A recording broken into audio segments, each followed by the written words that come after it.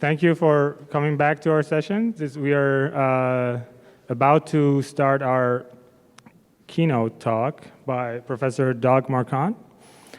Doug is a professor of psychological sciences and the director of cognitive science at UNC Charlotte, where I also got my PhD from. Doug did his PhD at New York University, studying, and I'm reading because it's sort of outside of my expertise, so I don't want to butcher. Okay, so we're focused on computational models of uncertainty-driven information search. And then after his PhD, Doug worked as a postdoctoral scholar at the Max Planck Institute for Human Development. But aside from the formalities, Doug is a sort of collaborator, also mentor in terms of the cognitive science. He's like the most awesome mentor that I've had. So, that's why I don't want to read too much. We work on how people update their beliefs, attitudes, how we can be more persuasive. So that's why I had that sort of back breakout rooms as well. So without further ado, let's give Doug a warm welcome, and we're gonna kick it off with his keynote talk.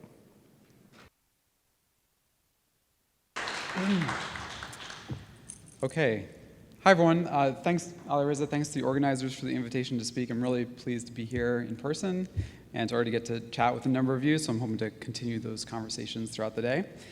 I should mention first, everything I'm talking about today was done with a great team of collaborators, some of whom are still at UNC Charlotte, and some of whom, like IEEE, have moved on to bigger and better things.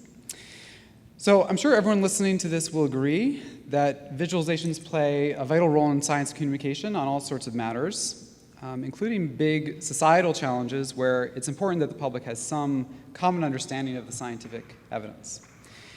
And I'm sure we all have favorite examples of visualizations that we might say speak for themselves. They seem to make an empirical pattern so incontrovertible that it's kind of hard to imagine that they wouldn't be convincing to another person. So I'm showing here examples related to climate change, like the hockey stick pattern in global temperature and recent changes in Arctic sea ice extent. In both cases, illustrating a really kind of dramatic change in recent years. And I personally find these pretty compelling, but of course, I'm inclined to believe that climate change is a real thing and that it's related to human activity. So these data are consistent with views that I already have. We know there are plenty of people out there who don't necessarily share those views. So the question is whether they would find these visualizations persuasive, whether they could potentially cause them to change their beliefs and to change their attitudes. So the big question we've been pursuing is, when are visualizations persuasive? When do they lead to changes in beliefs and attitudes, especially for those audiences who come to them with different views where the data might conflict with them? So in the studies that I'm going to talk about, we presented people with scatter plots, kind of like the one shown on the right-hand side, and we measured how their beliefs changed from before they saw the scatter plot to after they saw the scatter plot. So I first want to start off with a couple of examples using some real-world visualizations to give you an intuition for what our participants did in these studies. So I want you to first think about what you think is the relationship between the wealth of a country, so income per capita, and COVID fatalities.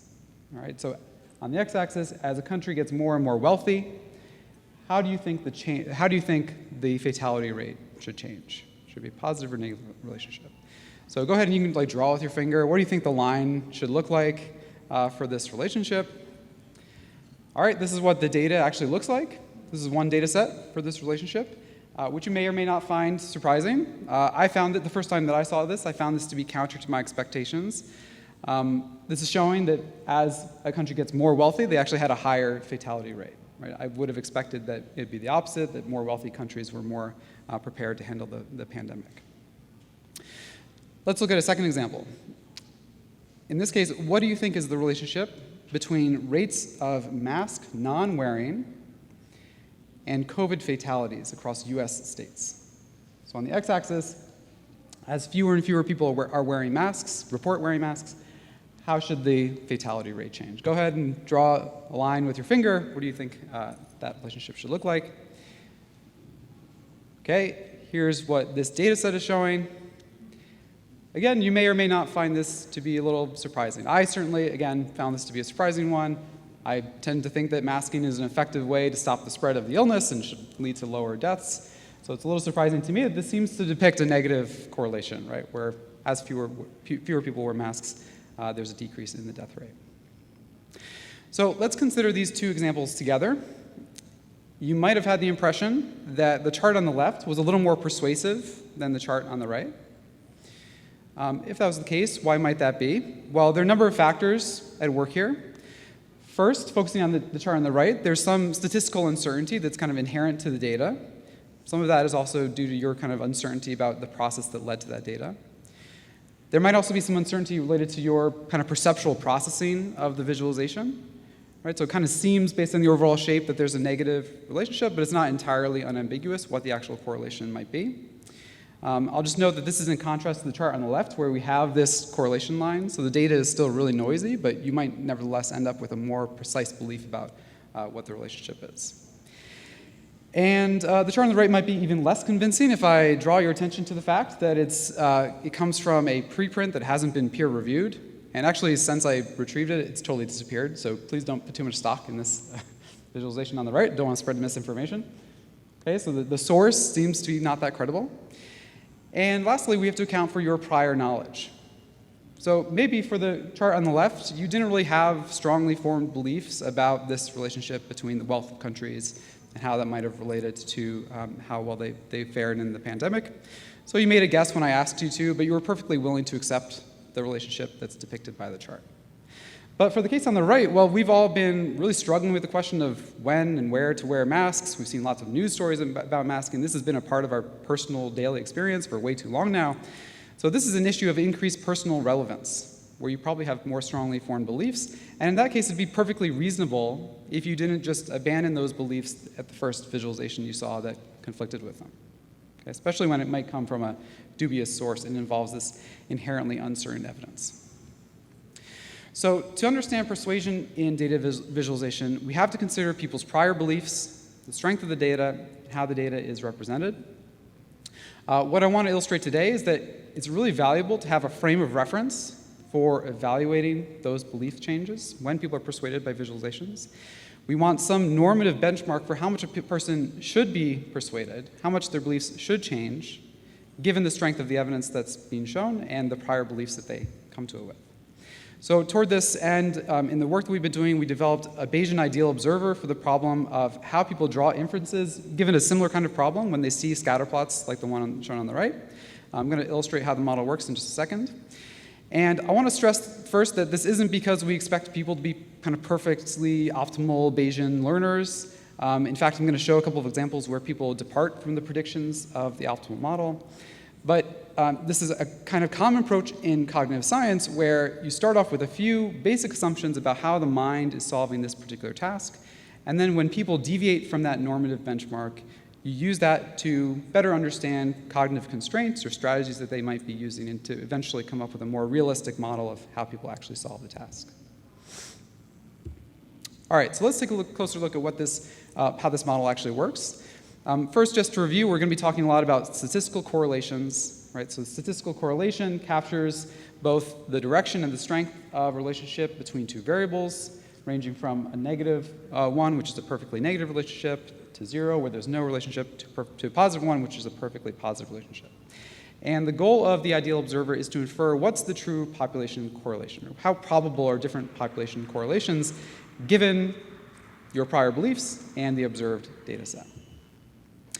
So using this model, we can predict for any combination of a data set and a person's prior belief what their posterior beliefs should look like, how much their beliefs should change, and what those beliefs should look like after seeing the data. So we're going to imagine that somebody is going to see a few different data sets. You can see that they vary in the number of data points. And then we'll consider 3 different people hypothetical people who might have different prior beliefs. So a uniform prior belief on the top. The second person has a prior belief that they think a relationship is going to be positive. And then the third person believes that the relationship is going to be negative. If people see this first data set at the top left, which involves relatively few points, the person with the uniform prior, they started off not really having any idea. then based on the likelihood of this coming from different population correlations, their posterior would look like this blue curve here, which is centered on the true population correlation that generated the data, which is 0.5. But there's kind of a lot of uncertainty, as you can tell by the width of that figure. The second person, their prior belief kind of started off in the same place as what the data is, so just shifts a little bit closer to the true population correlation of 0.5. And then importantly, for the third person on the bottom, their prior conflicted a lot with what the data is suggesting. The data is suggesting a positive correlation, but they thought it was going to be negative. And you can see there isn't really very much belief change. Right? The data isn't really strong enough to persuade them to chuck the beliefs that they had going into it. Now we can imagine what happens if we increase the strength of the data for those same priors. Right? Well, as you might expect, as you increase the strength of the data that the people see, it has a greater and greater influence on their posterior beliefs. Right? To the point where even for this person who had a really strong conflicting prior, if they see data that's strong enough, their posterior is going to reflect this kind of a compromise. Right? They've kind of gone most of the way to thinking that the true population correlation is close to 0.5. So that's a basic illustration of the ideal observer model. Now I'm going to talk about a recent set of studies where we've examined how people update their beliefs about correlations using this kind of a task. The main recurring questions are first, can we measure changes in beliefs about correlations when people interact with data visualizations? Secondly, how does the extent to which they change their beliefs to be in line with the data, how does that depend on the prior that they come in with and any other attitudes they have about what the data concerns? And then lastly, how does the observed belief change compare to the predictions of this ideal observer model? Right? Can we predict how much their beliefs are going to change based on the priors that they have and the data that they see?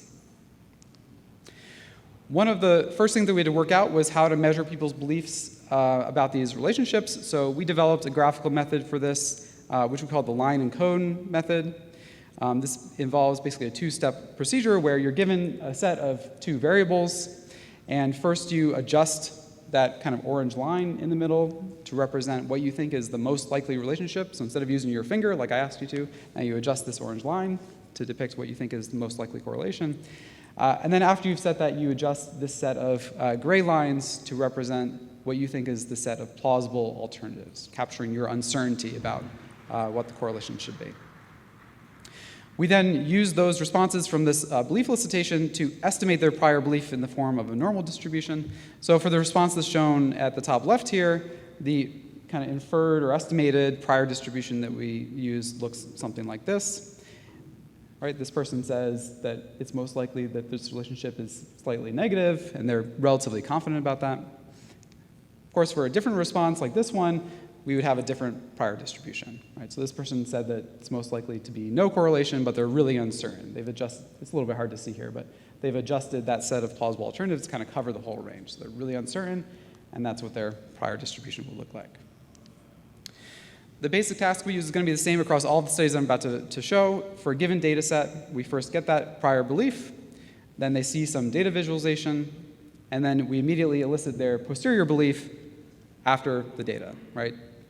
When we compare the prior and the posterior, then we get a measure of the observed belief change, how much people shifted their beliefs due to seeing the data. We then find the model predictions, so we estimate that prior distribution from their response to the prior elicitation. We have the model observe that same set of data, and that gives us the predicted posterior, which is shown by the blue curve.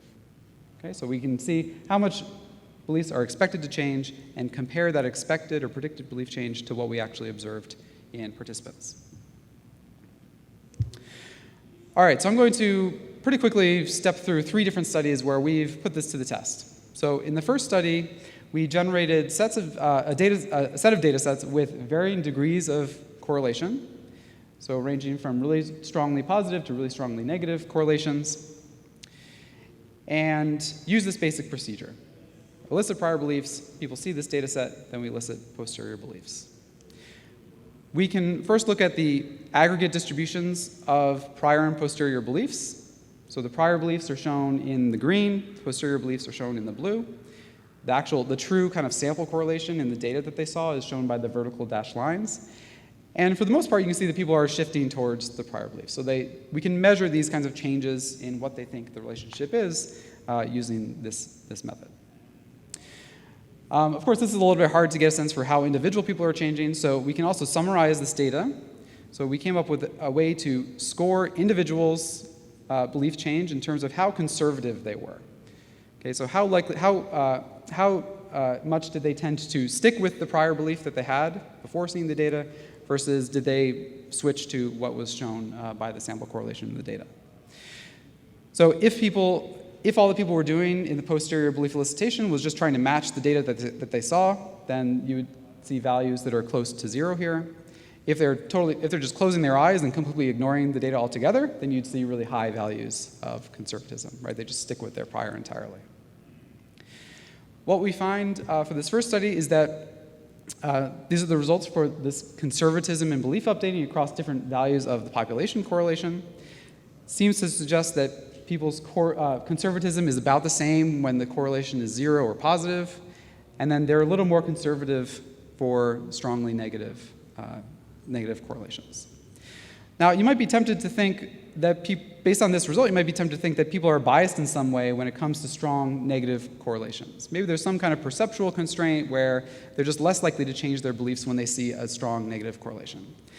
But if we look at the predictions of the ideal observer model, score the predicted belief changes in the same way, then we can see that it lines up pretty well with the observed pattern, including predicting this greater conservatism for those strongly negative correlations. So in this case, it's simply that for these variable sets, there was a lot of variability in people's priors. A lot of people thought it would actually be a strongly positive correlation. So in the context of those priors, the prediction actually is that they should show more conservatism compared to the other variable sets. All right, so that was the first study. In that first study, we just used a fixed set of data sets. We didn't know what people's prior beliefs would be. In the second study, we experimentally manipulated these factors of the strength of the evidence that people saw and whether it aligned with prior beliefs. So for some data sets, there was low uncertainty, meaning a lot of data. In other data sets, there was high uncertainty. There were fewer data points. And again, based on the illustration that I showed earlier, you'd expect beliefs to change more when there were larger data sets compared to smaller data sets. And the other factor was whether the data aligned with people's prior. So in the congruent condition, which is being shown here, the sample correlation was dynamically chosen so that it wasn't that far off from people's prior belief. In the incongruent condition, the sample correlation was chosen to be very different from their prior, right? So we're kind of intentionally creating these data sets that should be surprising to people because it conflicts with what they said was their prior. We can again look at the degree of conservatism in belief updating. Looking first at the low uncertainty case where we had these large data sets, people exhibited greater conservatism in the incongruent condition than the congruent condition. And this is accounted for by the ideal observer model. Right? This naturally predicts that the posterior will reflect some compromise between the data and the prior.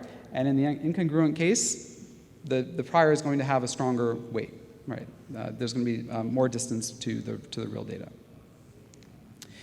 Things are a little bit different for the high uncertainty case, where there are only a few data points. So there's, again, higher conservatism that we observed in the incongruent case compared to the congruent case. But people are generally much less conservative than predicted by the ideal observers. So the predictions of the model are shown by these blue points, which are a lot higher. Predicts people should be a lot more conservative than what we actually saw. So here's a case where people diverge pretty dramatically from what the model would predict. But there's a pretty likely explanation for this, which is that the visualizations they saw also included additional visual features, like a best fit correlation line or some uncertainty representation. So even though the underlying evidence that people were exposed to was relatively weak, people were probably strongly influenced by these visual representations, right? So they're less conservative because they were relying on these visual representations of the population correlation. We can talk more about that in the discussion if people like. So lastly, in the third study, which I'm going to do really quickly, in the first two studies, we gave people a bunch of kind of independent, unrelated data sets. The aim of the third study was to understand how people's kind of broader attitudes about topics affected their belief change about these kinds of data sets, especially using topics that were maybe more personally relevant.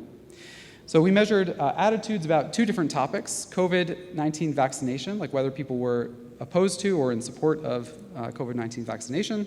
The other topic was labor union membership.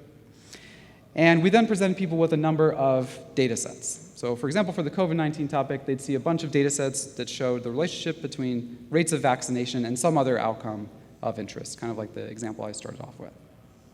And importantly, these were real data coming from real sources like the CDC or the census, and we told that to people when they did this study.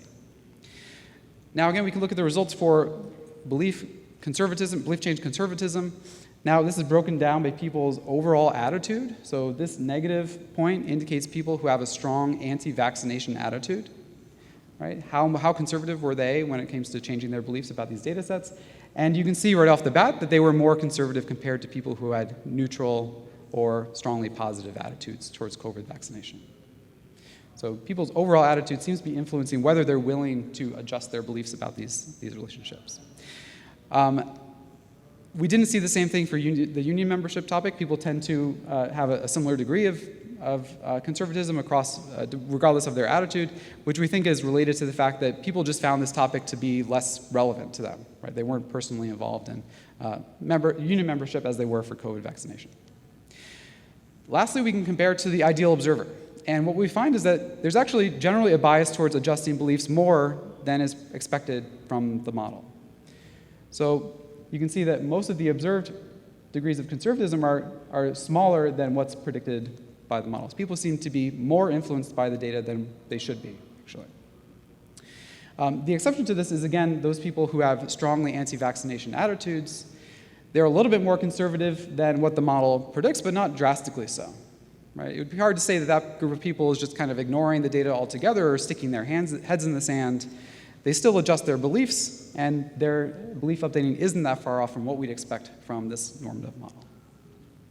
So what have we learned from this approach? So the ideal model captures differences in posterior beliefs due to the priors that people have and when they differ from the data. But there were a couple of notable places where people diverged. So first, there was some insensitivity to the strength of the evidence, we saw in study 2. So there's less conservatism than predicted when there were actually few data points, and people shouldn't be swayed as much as they were. Again, this is likely because there were other visual features that seemed to impact or to strongly influence their belief change. And then secondly, there's less conservatism than we predicted when people saw real-world data coming from credible sources. So we told them this is coming from the CDC or coming from the census.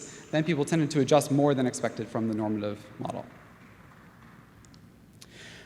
Okay, so for the last few minutes, I want to talk about how we might build on this approach. So we're using, at this point, a very kind of simple model with relatively few assumptions.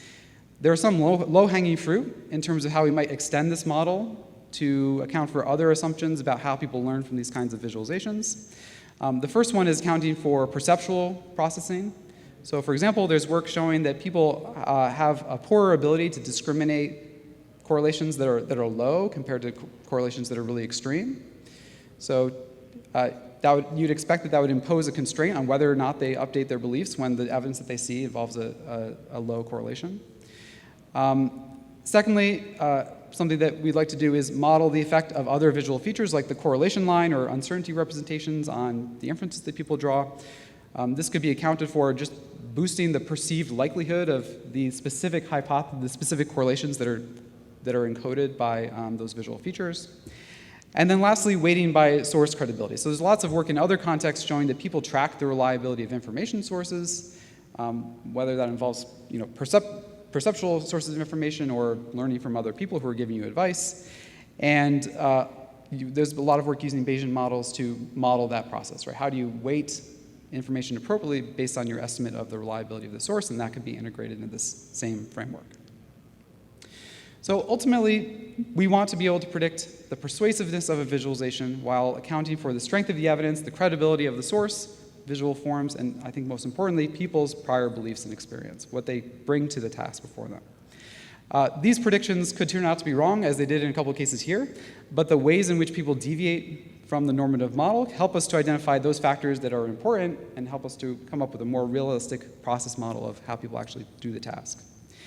And I think it's especially useful and important to be able to evaluate belief change relative to some normative benchmark. So when people don't change their beliefs, there's kind of a common tendency to just label it as confirmation bias and call it a day, right? But as I've laid out earlier, not changing your beliefs could be perfectly reasonable given a number of factors, including the strength of the evidence that you see and the strength of your personal background or experience. So it might be premature to call something confirmation bias without this kind of a normative frame of reference to compare it to.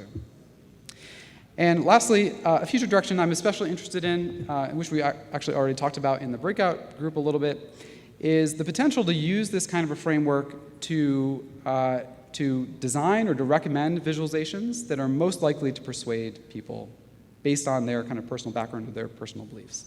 So it's really straightforward to use the model that I laid out to predict how surprising they should find a particular visualization to be. And so you can imagine preferring to show people data that they're going to find surprising if you're trying to persuade them to change their beliefs. I think there's an important kind of caveat to that, which is that it's probably really important to strike a balance here between maximizing the surprise of the data that they see and building trust with the source that it's coming from. Right? You don't want to just tell people over and over again that their beliefs are wrong. Right? So showing people data that's consistent with their already held attitudes might be important for establishing some common ground and some trust and make them more likely to update their beliefs when they see data that conflicts with them. So I opened the talk with the question of when data speaks for itself. To be honest, I think the answer is probably never. It just feels like that sometimes because you're already predisposed to agree with it. So visualizations are always interpreted through the lens of our existing beliefs and attitudes, and that prior knowledge and motivational context is really crucial for understanding when and why data has the power to persuade. Okay, thank you very much.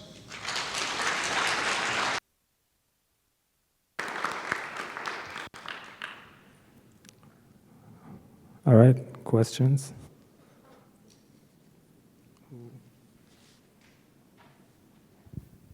Really interesting research. I was really curious about whether there are certain cognitive traits that predict how likely someone is to update their beliefs. Have you done any research on it or thought about it? Yeah, that's a great question. Yeah, so as part of that last study, one thing we did measure was people's kind of trust in scientific evidence versus the degree to which they just rely on their own intuition. And so something that I didn't show, but something that we have found is that those people who trust evidence more, who like have faith in scientific evidence and believe that that should be how you form your beliefs, they exhibited more belief change compared to those people who just rely on their intuition, right? Or who think that facts don't matter, or we're in a kind of post-truth society, right? So these are referred to as epistemic beliefs. So we started doing a little bit of work on that, but something I'm really interested in pursuing in the future. There might be variation across different individuals and whether they even think that data has validity to begin with, right, as compared to other sources of authority that they might have in their life. Yeah. Thank you. Thank you for the interesting talk. I'm wondering if you've considered, or the literature has considered, benchmarking by showing the subjects instead of like a scatter plot, just the summary statistics of the visualization to see what role visualization actually plays in this Bayesian belief updating process and the potentiality of whether visualization introduces bias. Yeah, that's a great question. Do we need a visualization at all, right? Could I just tell people the correlation coefficient? And they might adjust their belief about the correlation coefficient. The question is whether that has a kind of deeper meaning to them, whether it sticks with them, whether they know how to interpret that. So one thing, it's a good question. So I don't exactly know if there's literature on that comparing, just the statistic versus a visualization. Yeah. One thing we did want to try to achieve here is use a belief elicitation method and use a method in general that could be used with people who are relatively naive, who don't have any expertise with statistics, right? You don't need to necessarily know what a correlation coefficient is or the math behind it or anything, but you can still use this kind of visual form to represent your belief about the strength of the relationship. So that's one reason that we started with this case of judgments from scatter plots, because it seems relatively intuitive to people where you don't have to rely on them having some kind of specialized statistical knowledge.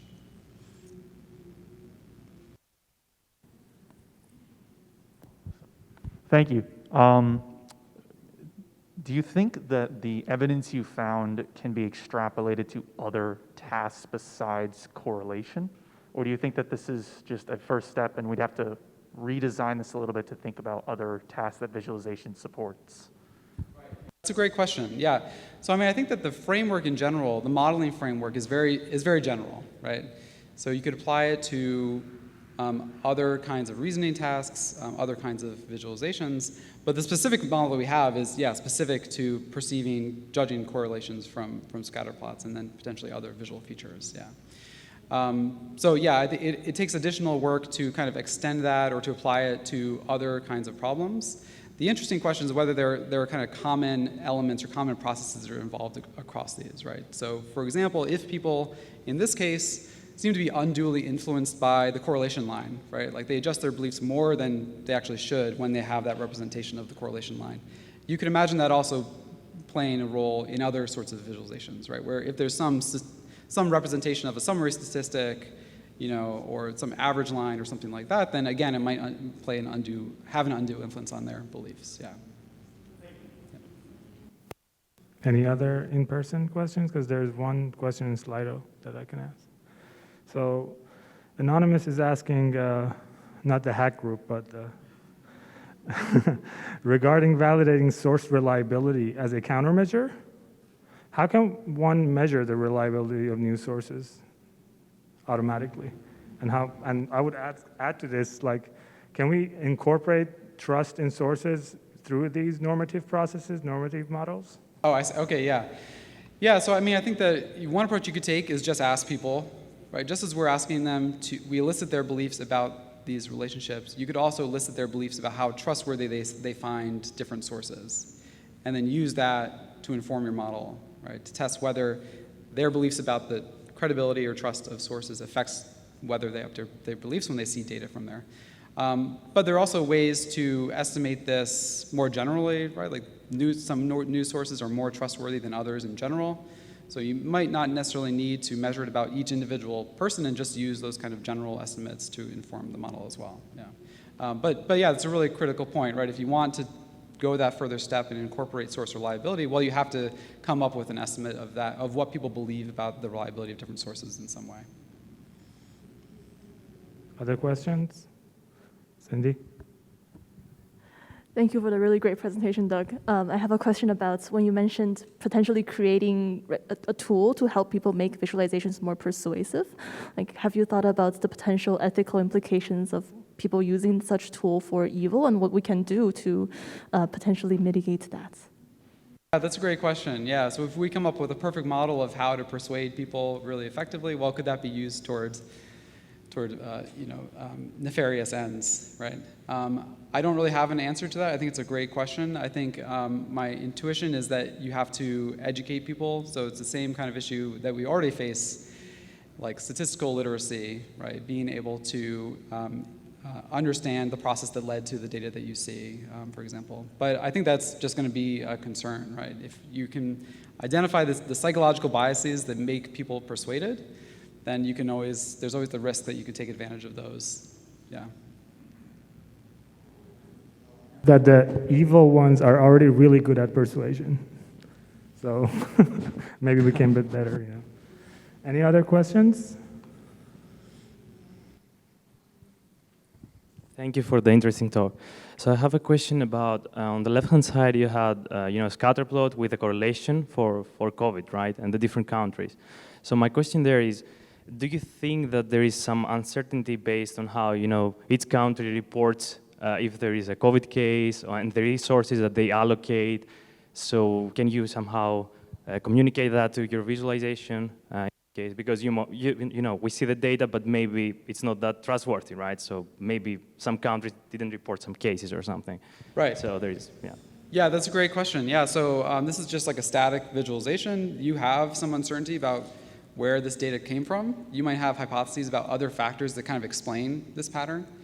So that's something that we've also been thinking about as well. It might be more useful or more persuasive if you have some ability to kind of interrogate this data, right? If you can explore it, or if you can look at how other factors are related to why people fall on this, fall where they do, or why countries fall where they do on this chart. So if you come to the Viz for Good workshop, I'm going to talk a little bit more about that kind of elaborative processing and how that might also help to persuade people to change their attitudes. Yeah. All right. We have time for one more question, or we could, if there is anything. Otherwise, oh, there's a Slido. Okay. How would you expect your work to generalize to the visual analytics context? Sorry, can you say it again? Would you generalize your work to the visual analytics context?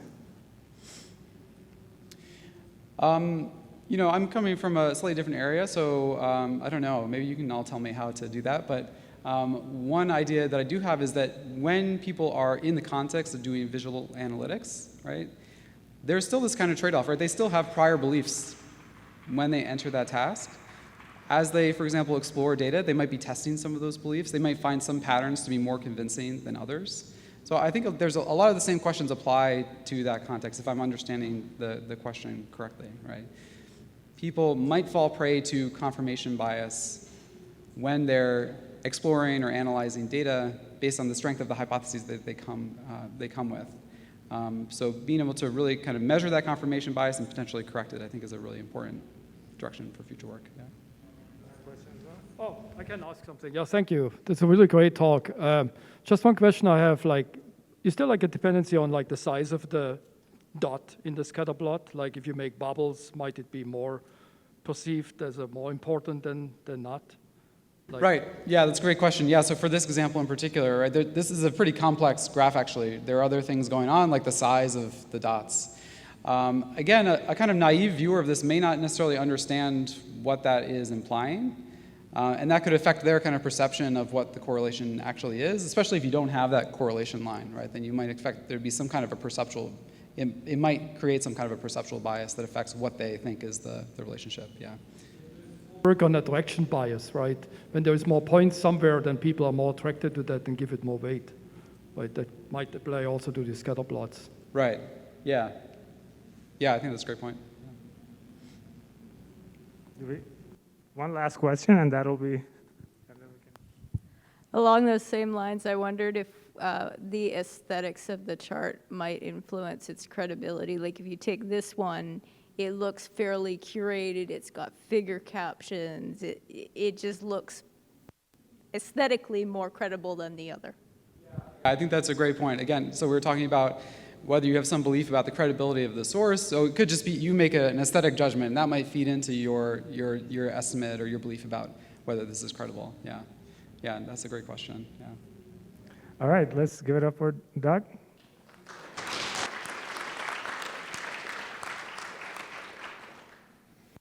And now I'll pass it to Masson to drive the rest of the workshop.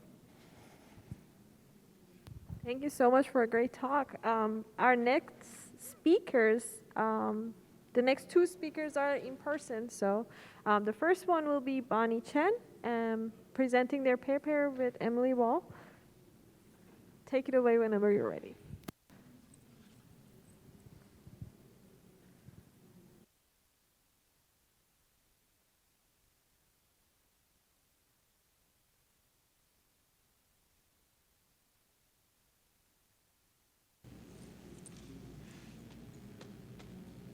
Hi everyone, this is Moyi, a first-year PhD student. We are from Emory University. Our work is to examine perceptual skill in visual problem solving by analyzing the interactive behaviors and personality traits behind a well-known cognitive bias. That's Dunning-Kruger effect.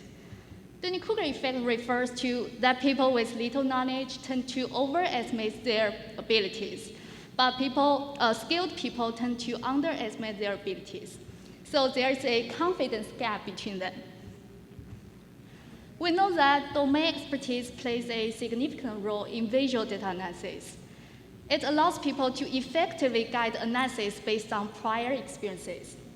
But a lack of self-evaluation means that people cannot recognize their actual performance when making decisions. So in this work, we aim to characterize the Dunning-Kruger effect, which can inform future bias mitigation strategies. We have three goals in this work. First is to replicate the Dunning-Kruger effect. Next is to understand the interaction behavior behind these bias, and examine if there's any correlation between personality traits and the Dunning-Kruger effect. In this experiment, participants were recruited from Prolific.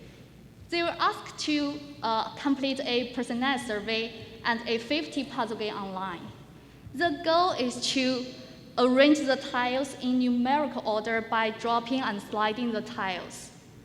Finally, they were asked to estimate their performance using percentile in terms of their mood count, time spent, and reasonability. We firstly look at if Dunning-Kruger effect can be replicated in this task. Here, the horizontal axis represents 4 quartile participants. Y-axis is their performance ranking percentile. We found participants in the bottom and top quartile did misjudge their competence. Looking at the bottom quartile on the left, who actually ranked in the 18th percentile, which shown in red line here, on average overestimates their performance to be around 40th percentile, shown in the blue dotted line here.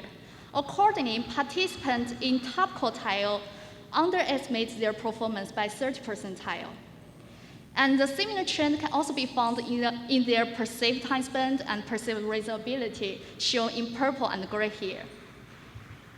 We further explore 3 ways to examine the correlation between any 2 of their strategies, performance, and personality. In this way, we aim to find out if their interaction strategy correlates with their task performance, if some personality type tend to adopt different interact strategies, and whether their personality correlates with their success at the task.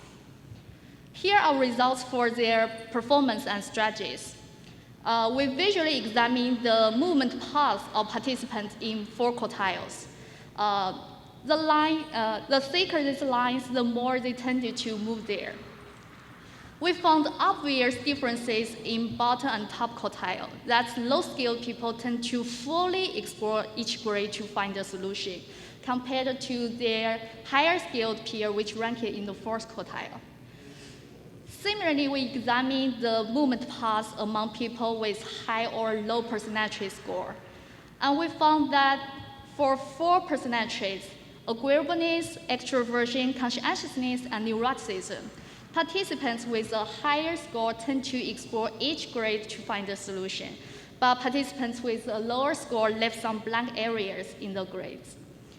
We then examined the correlation between their individual personality score and their actual or perceived performance. We didn't find any obvious correlation here, but we found a statistically non-significant positive correlation between the conscientiousness traits and their actual performance.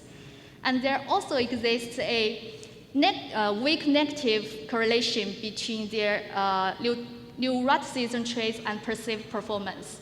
But this could be studied further in our future experiment with a larger sample size to detect stronger correlation. So this is a really quick review of our results, and the full analysis is in the paper, and I'm very happy to talk more about it in the break. Thank you.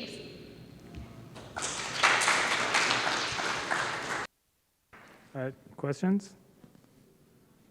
Oh, not. Yes, it's all good. Do we have Slido questions?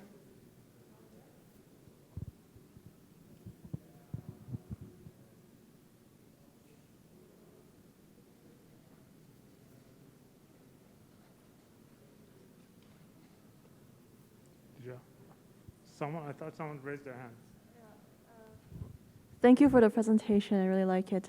I'm curious to how do you anticipate what you find to generate to a less defined problem where there is no good strategy? Oh, sorry, can you say that again? How do you envision what you found would generate to a situation where the problem-solving space is less defined, like maybe just free exploring of a visualization, for example? Do you mean how do we find the good strategies for the participants? Exactly. Yeah, so the ground truth answer for the puzzle game is we found a optimal solution for the puzzle game.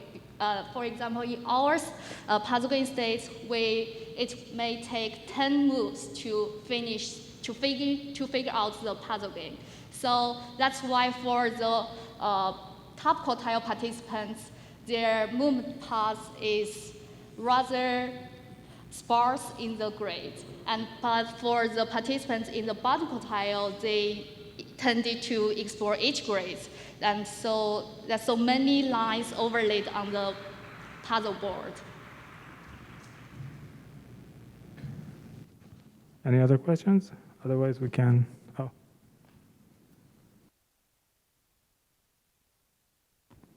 Thank you for the presentation. I have a question. So you've shown that some participants did more exploration while some participants went straight to the answer. How do you think this would affect like data exploration activities versus very task-driven viz activities?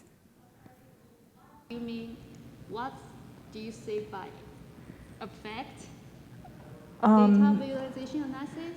Yeah, so sometimes, for example, during data exploration, we actually want breadth instead of like, we want to see more exploration, right? Instead of going directly to the answer. Compared to, say, if we're very task-driven, we know what we're looking for, so we want to go straight to an answer and maybe minimize exploration. Do you think what you've done here can be used to maybe predict a participant's performance, what they would do? How does that affect, for example, how we design systems? Yeah, that's really a good question. Thanks for that. And our future study could be enrich the more strategy analysis. For example, like sequence analysis, that is to examine if there are earlier patterns among participants to predict their strategies. And also we can use gaze movement with eye tracking to differentiate their personal strategies. That could be could also beneficial to distinguish the performers. The presenter, yeah.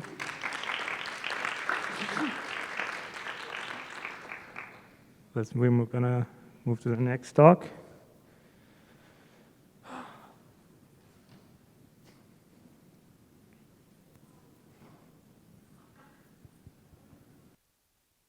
Our next talk is by Hamza El-Hamdadi, Lace Padilla, and Cindy Shang.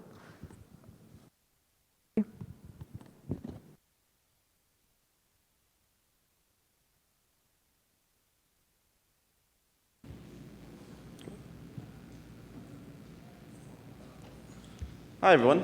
Can you hear me? My name is Hamza El-Hamdadi, and I'll be presenting the work that my co-authors, Dr. Lace Padilla, Dr. Cindy Seong, and I worked on regarding measuring trust using processing fluency and trust games. So let's say you have 100 tickets that you need to sell to an event that your company is hosting, and you want to make the most profit possible. So you decide to hire a consultant to help you price your tickets.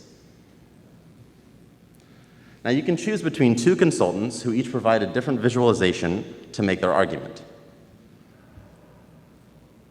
One advises you to price your tickets higher to make the most profit, while the other advises you to price your tickets lower to make the most profit. Now, what if I ask you this question? On a scale from 1 to 7, how much do you trust the consultant to help you sell tickets? This is a very common question you might see in a paper that investigates trust in visual data communication. But are there any problems with this question? How come we decided to use a scale from 1 to 7? And does that scale look like this, where all of the values are equidistant? Or does it look a bit more like this, where the distance between 3 and 4 is much larger than the distance between 6 and 7? And how can we know what a person is using when they answer this question?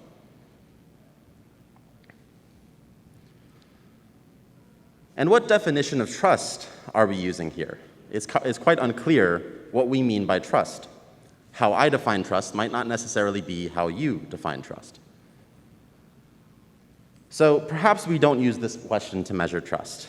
Instead, we can look to how trust is measured in behavioral economics using trust games. In a typical trust game, one of two participants is given an amount of money. This participant is called the trustor. Note that the trustee in this case might not be a participant, but possibly could be an algorithm or even an experimenter. The trustor then gives a portion of the money that they were given to the trustee, and that portion can be 0. The money is secretly tripled before arriving to the trustee, and then the trustee will then decide what portion of the money they received to give back to the trustor. And once again, that portion can be 0 again. So in our paper, we ran a trust game where we replaced the trustee with a visualization and a consultant, and we replaced the money with tickets. And what we found was that the trust game results were positively correlated with the subjective ratings of trust from that original question. So what if I asked you this question? How difficult is it to read this visualization? Well, this question has to do with the perceivability of the visualization. And I argue that we can use that perceivability as a proxy to measure trust in visual data communication. And we see evidence for this in psychology research.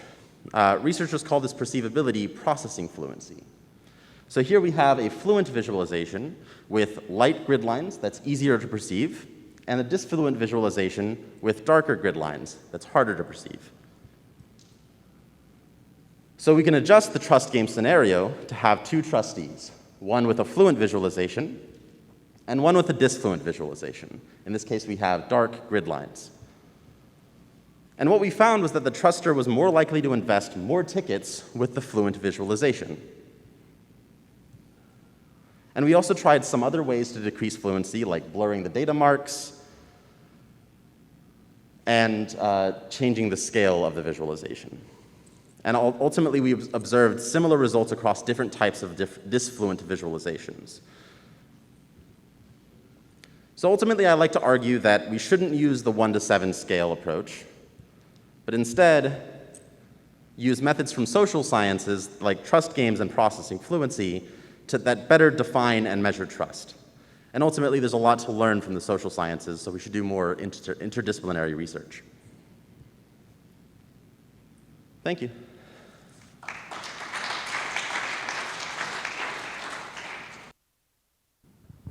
All right, thank you for the talk. Does anyone have any questions? Yes.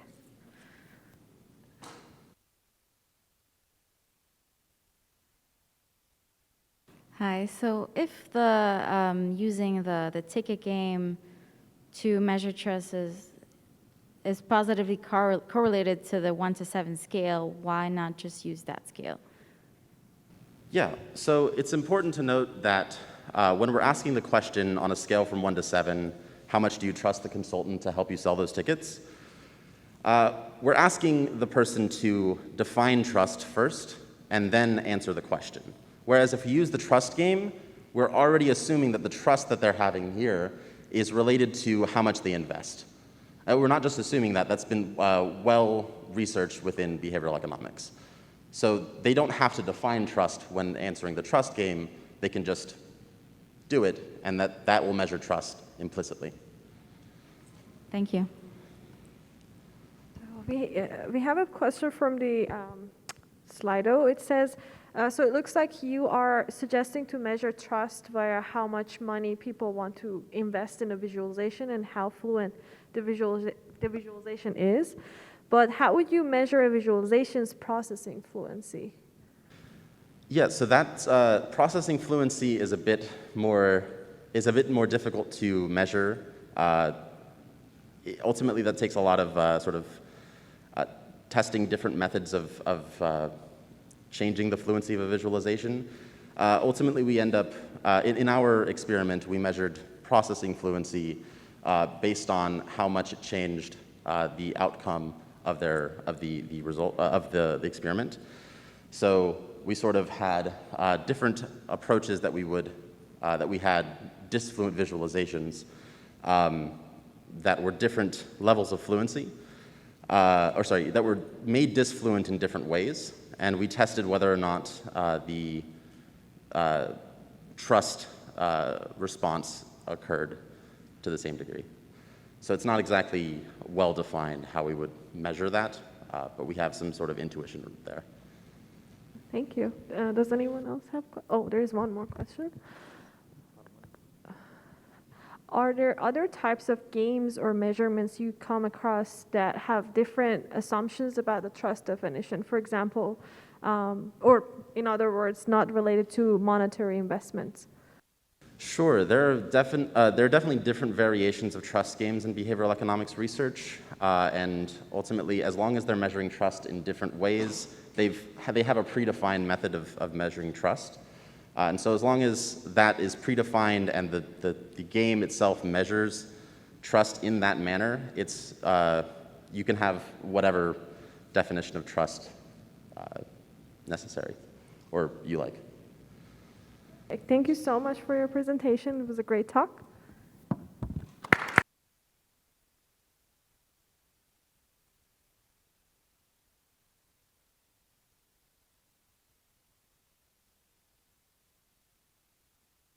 Hello. Okay. So the next presentation will be a virtual presentation by Joshua Bolle and Mayuan Sun.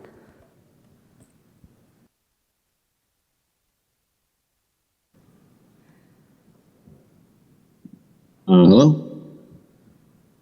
Can you guys hear me?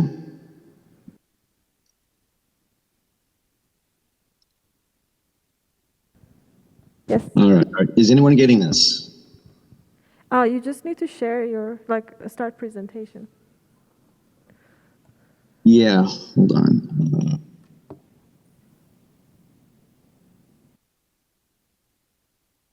There we go. Perfect. Okay, great. All right. Well, my name is Joshua Bolle. I am a PhD student at Northern Illinois University. So first of all, I wanted to thank you all for being here and for allowing me to come among you to speak. So I am perhaps in a somewhat unique position of coming over from more the machine learning domain. All right, so what I'll be talking about today is sort of a crossing over from what I traditionally would do and the kinds of things that you guys are interested in, right? Because as I'm finding, visual analytics is a very interesting vehicle to take a look at some of the issues that we are struggling with in artificial intelligence. So of course, this entire conference, right, this entire workshop is about trust, right? So whether we're talking about persuasiveness or user trust and visualizations, trust is a recurring theme, and this is a trust in computation. Computation is a debate that's been going on for decades. All right, so we are simply in the latest round of that debate, and because the stakes are a lot higher than they used to be now, so it's more imperative that we get these answers than it's been at any time before now. All right. So, and of course, who are the ultimate beneficiaries of the research that we're doing? Well, it's the people who are actually building the systems that become the tools of the people who need to use them to solve their problems. All right. So there's a problem now with accountability of the systems that we're building, and ultimately the accountability of the people who are developing the systems, developing the tools that are being used. So one of the things, however, that, as I mentioned, we tend to run into over in the AI, in our AI domain is we're kind of stuck in a rut. Most of the systems that we deal with are what I would call single points of interaction systems. So you have a recommendation system, perhaps you have a medical image diagnostic system, but really it's just a single point of interaction. So there's an input and then there's an output, and then a decision is made based on that output. So that's actually not very interesting. And it's not that interesting because now we've come to the point where we want to start looking into systems that can actually collaborate with a human. So you have human AI collaboration as a talking point now. And there's not a whole lot of clear guidance on how developers should move forward when they actually build these kinds of systems. So taking a look at this through the lens of visual analytics actually gives us an opportunity to frame the problem in a way that is useful and will help us move forward. All right, so one of the first problems, visual analytics types problems that I ran into back when I was taking classes was probably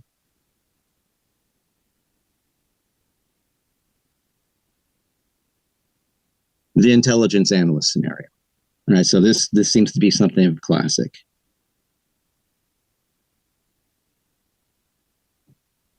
Excuse me.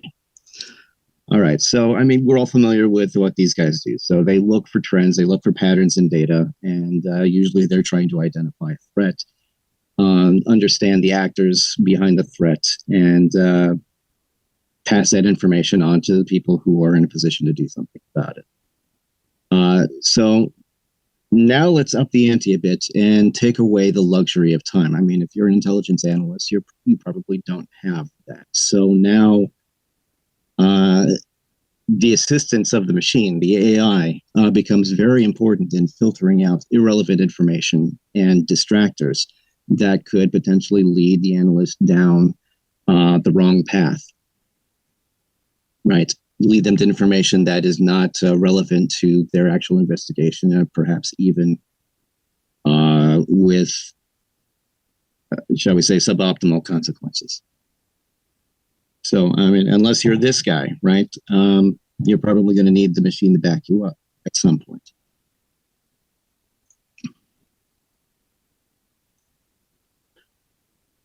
Now, in the visual analytics space, one thing that we are noticing is that trust, aside from the issues that we've talked about, or we've heard talked about today, trust usually comes down to the successful mitigation of uncertainty, right? So you have a tool that is either useful to you or it is not useful.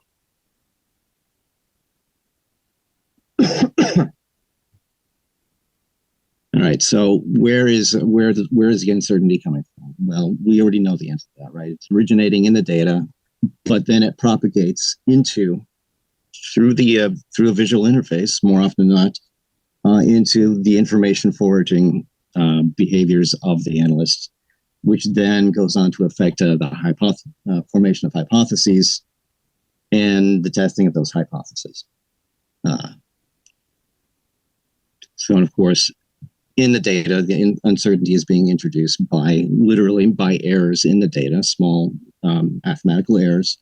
And of course, we also have missing data that we have to worry about. So we have imputation introducing errors, which then contributes to the uncertainty. So that's on the machine side. On the human side, however, now we have these cognitive biases, right? So I know that's already come up a couple of times today in this workshop. All right, so a couple of examples. So we have hyperattention, right, to any repeated patterns. Right, so those might help, however, those might also hinder. So those are going to affect those tend to affect the foraging behaviors of the analyst. We also have, and again, we've already heard the term confirmation bias, where in our hypothesis testing we have information being discarded because it doesn't fit with a set of assumptions that the analyst already holds. So where this becomes interesting is when we start thinking about, well, how does noisy cognition on the part of the human feed back into the sense-making loop?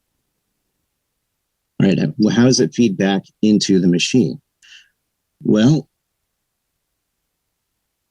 we can think of it as noisy, or rather suboptimal parameter selection. So what do I mean by parameter selection? Well, that deals with the subsequent search behaviors, right? So what regions of the data, what features in the data does the analyst choose to focus on? And of course, the analyst is extracting latent information from some data space as they explore the data and look for patterns, right? And so what else qualifies as a parameter? Well, it could be the type of the visualization used. In other words, this all boils down to the methods, right? So the analyst chose a method for interacting with the tool to explore the data, right? So there is an uncertainty feedback.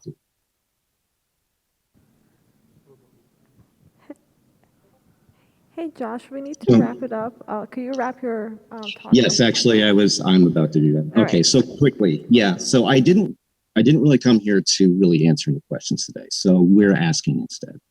All right. So here are a couple of questions that arise from the survey that we have done, and we are actually presenting. So how does cognitive bias interact with uncertainty? Right. So you have uncertainty coming through the visualization. Into the analyst's foraging or knowledge generation process. How does that work? How can we model that? And of course, this leads to the next question: how is the direction of the analysis affected? All right, so we have a survey that we put together over the course of a few weeks. So we go into trust calibration, this intelligent systems. We also discuss uncertainty in visual analytics and cognitive bias in visual analytics. Thank you so much for your talk. I guess give it up for Josh. Unfortunately, we don't have time for questions, so if you have questions, just ask on Discord. We're going to move on to the last talk of the day. Thank you so much.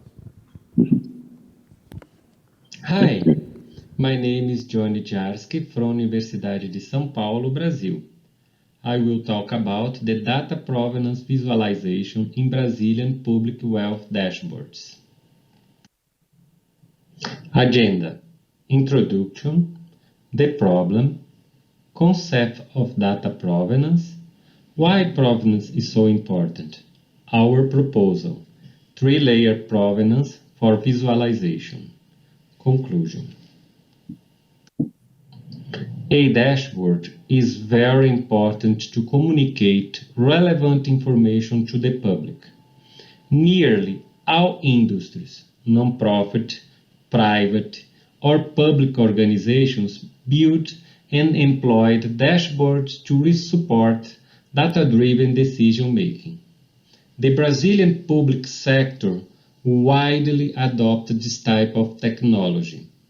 Below are some examples of dashboards developed by the Brazilian Ministry of Wealth to disseminate information about wealth issues. Despite the broad use of dashboards technology, many or most of them suffer from a lack of information related to data provenance. Data provenance is metadata about the origin of the data and all changes undergone by data over time. It's a broadly used concept in different fields such as fine art, geosciences, journalism, and science. Provenance metadata is very important to be shown in dashboards because of the intrinsic need to reinforce confidence, quality, reproducibility, and trust. Otherwise, who wishes to take decisions based on unreliable information? In fact, because of unreliable information, in Brazil, many wealth managers seek other sources of better information, including locally produced. Provenance visualization is still an issue, especially for the lay public. Many visualization approaches require a high level of visual literacy, such as the diagrams proposed by the W3C Prof. dashboard users need an easy to interpret visualization and a more focused set of provenance metadata that enable users to receive precisely what they need to be more confident about the origin of the data. We propose a three-layer provenance approach to show the most valuable provenance metadata to the user. Those artifacts delivered to the client browser, datasets and visualizations, data artifacts produced on the server side, the last frontier of data joins and transformations aiming to deliver useful information to the user, and finally, the data owner, who is responsible to the maintenance of the data. Showing this three-layer provenance, we expect to provide the most important provenance metadata to the user and enable a user-friendly provenance visualization based on iconography and automatically generated infographics. Conclusion. This is an ongoing project. The next necessary step in our research is to execute a systematic review of data provenance visualization to identify the state of art on this subject, mature our three-level provenance model, and experiment with a new set of provenance visualization approaches. This is the end of my presentation. Thank you for listening to me. Hi, my name is Johnny Jack.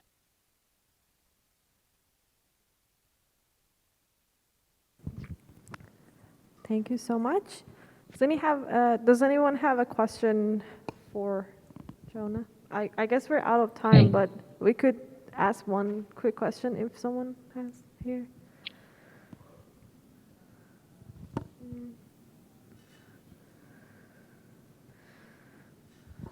All right. I guess if you have any more questions for Jonah, thank you so much for. I know like you're joining from Brazil. So thank you so much for joining us. Do you have a question? We can ask it. Take it to the. All right. So Jonah, can you go to Discord? If people have questions, they will join that. I'm so sorry we're running out of time.